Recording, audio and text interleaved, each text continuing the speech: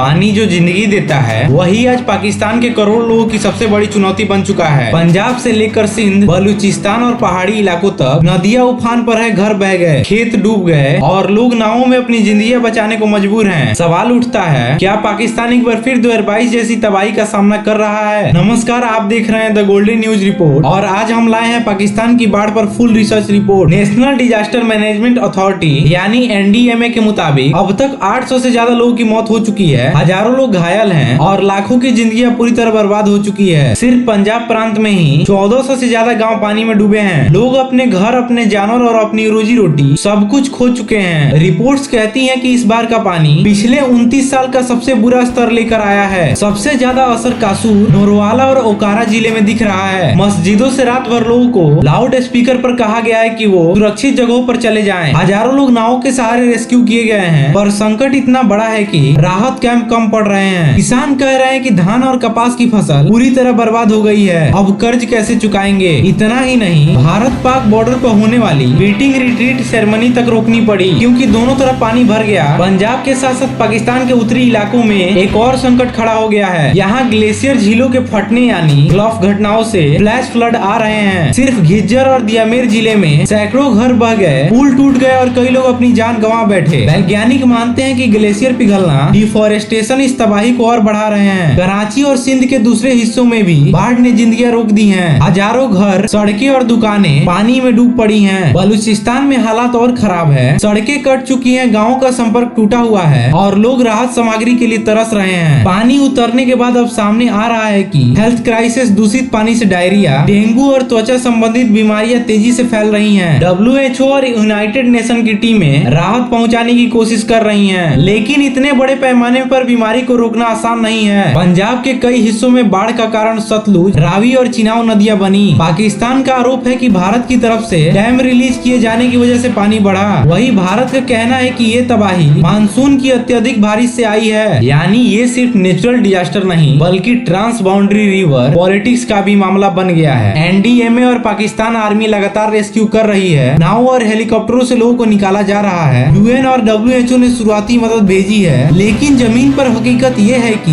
राहत सामग्री जरूरत से बहुत कम है। लाखों लोग आज भी खुले आसमान के नीचे रहने को मजबूर हैं। कपास और धान की फसल पूरी तरह बर्बाद, हजारों मवेशी बह गए, किसान कर्ज में डूब गए हैं। पाकिस्तान की अर्थव्यवस्था पहले ही संकट में थी और अब इस बाढ़ ने हालत और भी बदतर बना दिए हैं। 2022 में पाकिस्तान की 1/3 जमीन पानी में डूब गई थी और 1700 से ज्यादा मौतें हुई थी। 2025 में अभी तक 800 मौतें दर्ज की गई हैं, लेकिन मानसून अभी खत्म नहीं हुआ है। डर ये है कि आने वाले हफ्तों में ये आंकड़े और बढ़ सकते हैं। विशेषज्ञ कहते हैं कि अगर पाकिस्तान को भविष्य की बाढ़ से बचना है तो नदियों के किनारे मजबूत बांध बनाने होंगे, ग्लेशियर क्षेत्रों में अर्ली वार्निंग सिस्टम लगाना होगा और सबसे जरूरी भारत और पाकिस्तान को मिलकर नदी डेटा शेयर करना होगा, वरना हर साल यही बर्बादी दोहराई जाएगी। पानी उतर जाएगा लेकिन पीछे रह जाएंगी टूटी जिंदगियां, कर्ज और बीमारी। सवाल सिर्फ इतना है, क्या पाकिस्तान इस तबाही से सबक लेगा? आप देख रहे थे द गोल्डन न्यूज रिपोर्ट। अगर वीडियो जानकारी पूर्ण लगी हो तो लाइक और शेयर जरूर करें और जाते जाते चैनल को सब्सक्राइब जरूर से करते जाएं। मिलते हैं अगले अपडेट में। वीडियो को अंत तक देखने के लिए आपका बहुत बहुत धन्यवाद।